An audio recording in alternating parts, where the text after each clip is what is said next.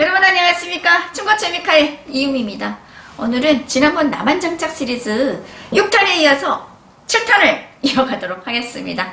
지난번 6탄 때 저는 신차도 구입을 했었고 또 운행을 하다 보니 여기저기 또 긁히기도 했었고 긁혀가지고 장안동에 있는 판급집 가서 수리를 하면서 장안동에 대규모의 중고차 시장이 있다는 것을 알게 되었다라는 얘기까지 하고 마쳤는데요. 오늘은 이어서 뒷이야기를 하도록 하겠습니다.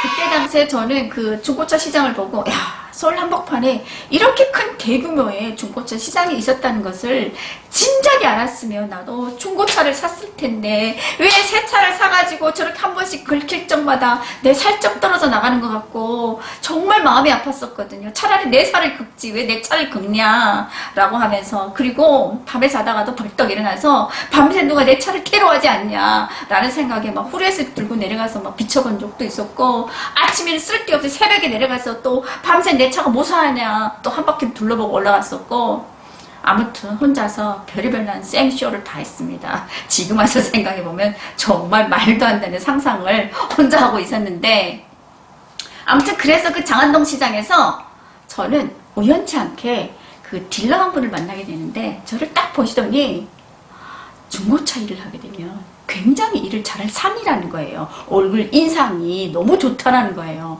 근데 그때 당시에 그 말을 저는 믿진 않았습니다. 왜냐하면 한 번은 제가 길거리를 가다가 어떠한 아주머니가 하나생명 지점장이라고 하면서 내가 가는데 내 주머니에다가 막 억지로 명함을 넣으면서 보험을 판매하게 되면 굉장히 많이 팔고 정말 탑이 될 것 같다라고 하면서 보험 판매를 자기랑 같이 한번 해보자는 거예요.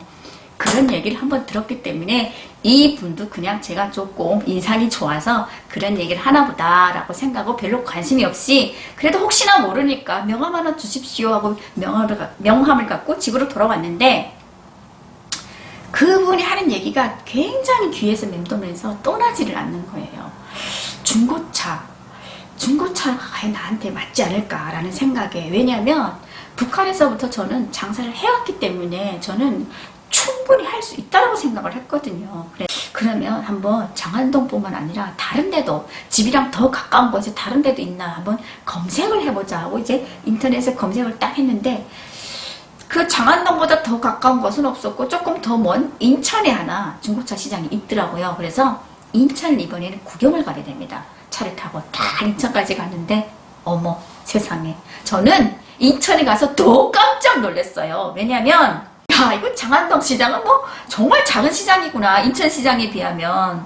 그래서 그 인천, 서울에서부터 인천까지 왔다 갔다 며칠 동안 다녔어요. 왜 며칠 동안 다녔냐면, 내가 인천까지 왔다 갔다 하는 그 거리상 시간이 얼마나 걸리고, 또 하이패스 요금이 얼마나 나가고, 또 기름값이 얼마나 나가고, 이거를 다 계산을 해서 얼마나 매달 소비가 되는지 확인을 해보고 내가 이쪽에서 일자리를 찾아야 되겠다라는 생각으로, 그때 당시에 출퇴근 거리가 너무 멀었으니까, 그래서 거기를 며칠 동안 왔다 갔다 하다가, 그래도 사람은 놀아도 큰 물에서 놀아야 되지 않겠냐라는 생각으로 인천에서 일하기로 마음을 딱 굳혔는데, 문제는 내가 일하겠다 해서 누가 어디선가 나를 오라고 받아주는 데는 없지 않습니까? 내가 어떤 회사에 가서 일을 할 수 있게 되겠는지, 그게 또 이제 고민이었던 거예요. 그리고 그것보다 더 큰 고민은, 제가 신분이 탈북자잖아요. 거기에다가 남자도 아닌 여자가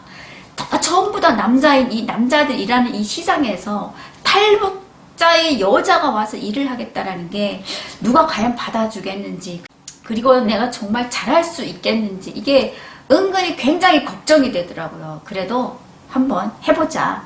내가 대한민국까지 죽기 살기로 왔는데 까짓거 이거 시도도 안 해보고 내가 그만두겠냐라는 생각으로 처음에 제가 찾아간 곳이 그 주변에 있는 공업사를 가게 됩니다. 그래서 공업사를 가가지고 오일을 갈면서 그 사장님한테 제가 은근슬쩍 이제 물어보게 되는 거죠. 사장님, 혹시 여기서 뭐 시장이 바로 옆이던데 일자리를 구하는 데가 없을까요? 라고 물어보니까 이렇게 보더니 그럼 한번 알아봐 드릴까요? 하더니 그분이 아시는 분한테 이제 사장님한테 전화를 하시는 거예요.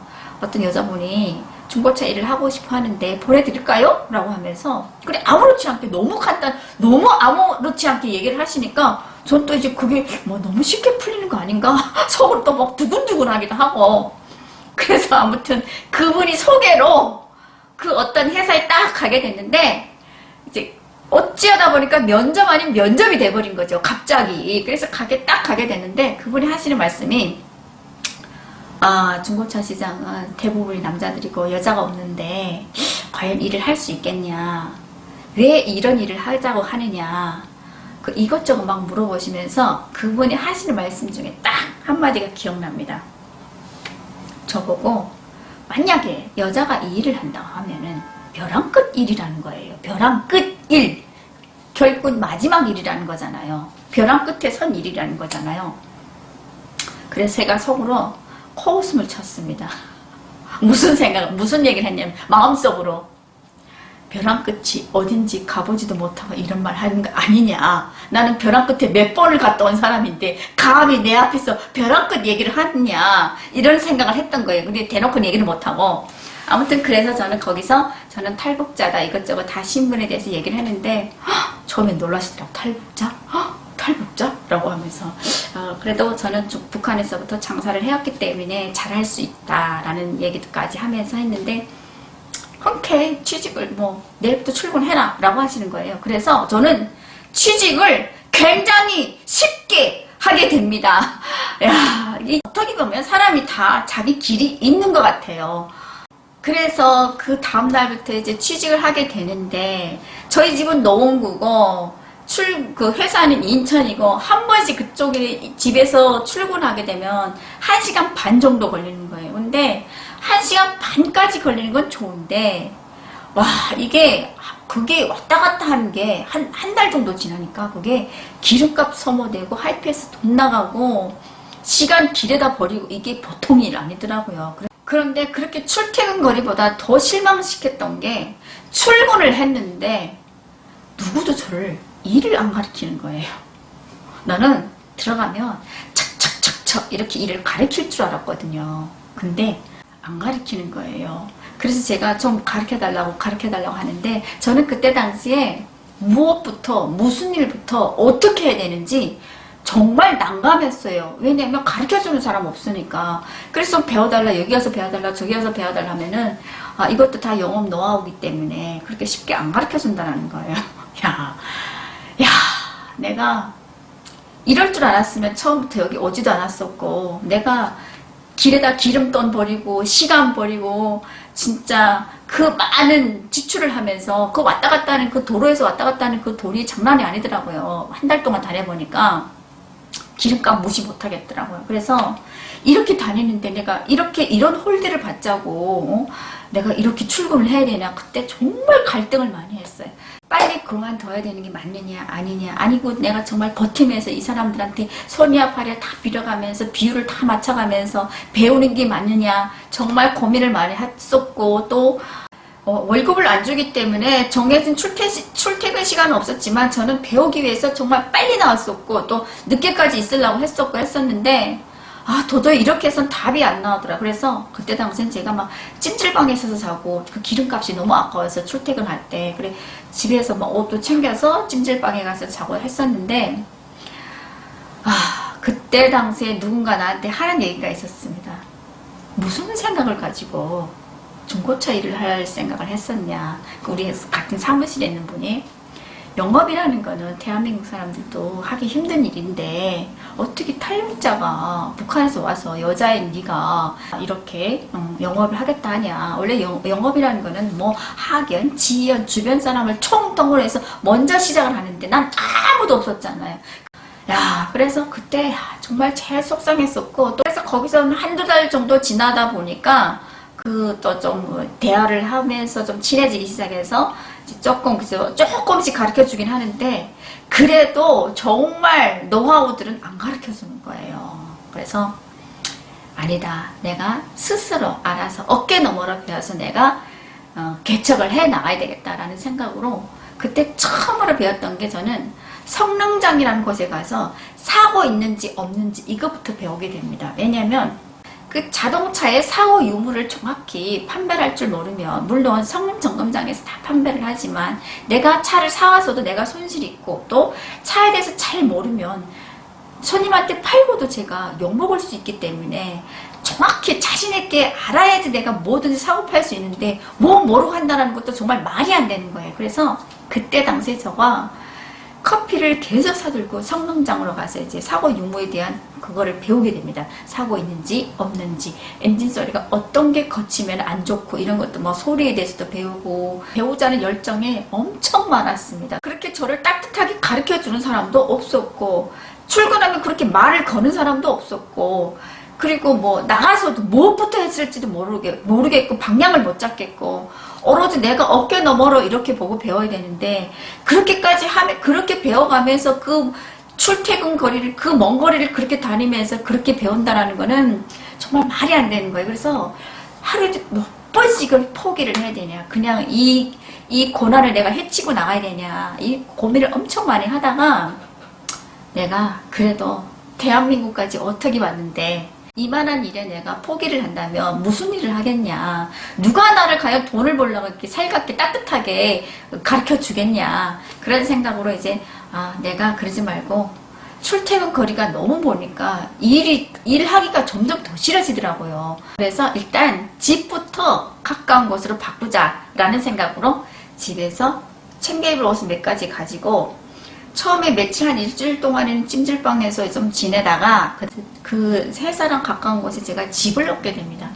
제일 싼데 무보증, 그때 당시에 무보증이었고 보증금 없이 한 달에 25만짜리 그 관리비랑 월세 포함해서 아닙니다.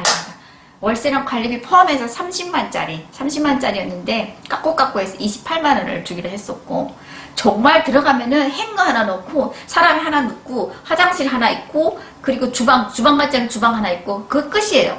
그런 데를 이제 집을 잡고 거기서 살게 됩니다. 근데 집이 사는 거는 저는 살만했어요. 뭐 그보다 더 뭐 북한 감옥에서는 그보다 더 열악하게 살았는데, 집 따뜻하지, 물 나오지, 전기 오지, 뭐 못 살 거 없잖아요. 집이 작다고 못 살겠어요? 그거는 고민이 아니었는데, 월세가 나가는 게 28만원, 기름값을 좀 줄였더니 또 세가 나가는 거예요. 야, 그래서 그때 정말 내가 열심히 하지 않으면 나중에는 거덜나겠다, 막 이렇게 그나마 조금 있는 돈도 거덜나겠다 이런 생각으로 그때 집을 이사하고 나서 정말 더 열심히 출근해서 일을 배우게 되는데, 그때 제일 처음으로 제가 첫 차가, 저는 판매를 못했어요. 왜냐면 제가 차에 대해서 잘 알지 못했기 때문에 잘못 팔아서 또 손님한테 피해를 줄까봐 팔지는 못했고, 내가 그래도 파는 것보다, 돈 받고 파는 것보다 돈 주고 사오면 손해를 보더라도 제가 보기 때문에 사오는 것부터 한번 해보자 라고 생각하고 돈 주고 광고를 내서 이제 차를 사기로 마음먹었는데, 지금도 정말 잊혀지지 않는 게 첫 차, 처음으로 구매한 차가 서울에서 어떤 여성분이 옵티마를 팔겠다라는 거예요. 근데 그때 당시만 해도 그 옵티마가 연식이 좀 오래돼가지고 매입가가 100만원이었어요. 근데 같은 여자가 전화를 하니까 저는 정말 반가웠던 거예요. 그래서 얼른 서울까지 가가지고 옵티마를 사러 가는데, 가면서 내 돈 주고 차를 사오겠다고 가는데도 왜 그렇게 떨리는지. 왜냐면 처음이잖아요. 처음 혼자서 차 사러 가는 거잖아요. 100만원짜리 차를. 과연 사고 유무를 제대로 볼 수 있을지 어떨지, 엔진 소리를 제대로 들을 수 있을지 없을지, 까짓 거 망해봤자 100만원인지 막 이러면서 속으로 엄청나게 뭐 이런 생각 저런 생각 다 하면서 그래서 이제 딱 목적지에 도착했는데 여자 두 분이 딱 나오시더라고요. 그래서 뭐 성능장에서 배운 대로 시동을 켜고 뭐 엔진 소리도 들어봤고 또 시동을 끄고 본넷 뚜껑 팍 열고 사고 있는지 없는지 보려고 본넷 뚜껑을 열었는데, 도대체가 사고 있는지 없는지 아무것도 안 보이는 거예요. 내가 뭘 보자고 이 뚜껑을 열었는지 정말 아무것도 안 보이는 거예요. 그렇게 그냥 보는 흉내만 내다가, 전문가인 것처럼 흉내만 내다가 그냥 툭 닫고 사고 없었죠? 그러니까 없었대요. 그래가지고 첫 차를 제가 서울에 가서 옵티마를 사오게 됩니다. 제 차를 샀을 때보다 그 장사를 하면서 찾던 그 첫 차 옵티마가 저는 더 잊혀지지 않은 것 같아요. 그래서 그때 당시에 그 옵티마를 사가지고 팔아서 20만원을 남기게 됩니다. 20만원. 아, 그때 그 20만원, 처음 20만원 남았을 때 200만원 남은 것보다 정말 더 기쁘고 더 뿌듯하고 정말 더 뭐 어찌할 바를 모르겠는 거예요. 왜냐면 내 혼자서 해낸 거잖아요. 처음으로. 북한에서 온 내가, 남자들도 못한다는 내가, 탈북자가, 여자가 혼자서 차 사러 가서 팔아서 20만원을 남겼잖아요. 이게 시작이잖아요. 너무 좋았어요, 저는. 그래서, 그렇지. 나는 그냥 할 수 있어. 내가 누군데? 막 이러면서 그 처음으로 그 20만원을 남기고 너무 좋아서, 야, 그때 그 기쁨이라는 거는 정말 어디다 비교할 수 없을 정도로 정말 기뻤었거든요. 그게 제일 처음으로 기억이 남고, 또 하나는 정말 나를 처음으로 또 실망시켰던 그런 일이 있었는데, 옵티마를 사왔던 게 제일 기억이 첫 차니까 제일 기억이 남았었고, 그렇게 또 인터넷 광고를 내면서 여기저기서 전화가 오게 되면 차 사러 가는데, 또 그땐 일산인가 아무튼 그쪽이었어요. 딱 갔는데 그 남성분이 차주분이 제 말투를 들어보더니 어디서 왔냐 물어보는 거예요. 그래서 저는 탈북자라 하면은 동정심에 저를 얼른 가져가세요. 그 값에 가져가세요. 이럴 줄 알고 탈북자입니다. 좀 도와주십시오. 저는 이 차를 꼭 갖고 싶습니다. 라고 하면서 했는데 딱 보더니 제가 탈북자라는 얘기를 하는 순간부터 인상 표정이 팍 바뀌더니 가라는 거예요. 갑자기 가래요. 안 판대요. 이유가 없습니다. 내가 가격을 깎은 것도 아니고 그냥 가래요. 왜 그러냐고 제가 물어봤어요. 그냥 가래요. 팔기 싫대요. 갑자기. 야, 그날 제가 회사를 돌아오면서 정말 크게 실망을 했습니다. 내가 과연 탈북자라는 이 신분을 숨겨가면서 일을 해야 되나 말아야 되냐. 내가 숨긴다고 해서 숨겨지는 것도 아니고 모르는 말들도 너무 많고 한데 이거 숨길 수도 없는 일인데 내가 앞으로도 계속 이런 식으로 반복이 되면 내가 이런 일을 할 수 없지 않겠냐. 정말 고민을 많이 했었거든요. 해야 되는지 말아야 되는지. 그때 그분 때문에 아무튼 그랬던 경험도 있었습니다. 하지만 그래도 제가 그분 하나 때문에 일을 그만둘 수는 없지 않겠냐 라는 생각으로 또 이제 용기를 찾고 그냥 당신이 내가 싫으면 나도 당신 같은 사람 싫어 라고 하면서 이제 또 스스로 용기를 내가지고 네가 싫으면 나도 싫어 막 이러면서 혼자서 막 운전을 해오면서 스스로 막 위로를 하면서 그렇게 돌아왔던 적도 있었습니다.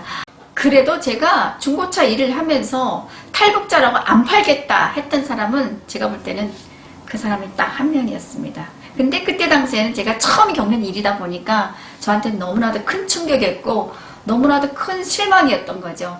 아무튼 그때 그런 추억도 있었습니다. 그러면 오늘은 여기까지 하고요. 방송을 마치도록 하겠습니다. 지금까지 유미코 유튜브를 잘 보셨다면 구독과 좋아요 꼭 눌러주세요. 안녕히 계세요.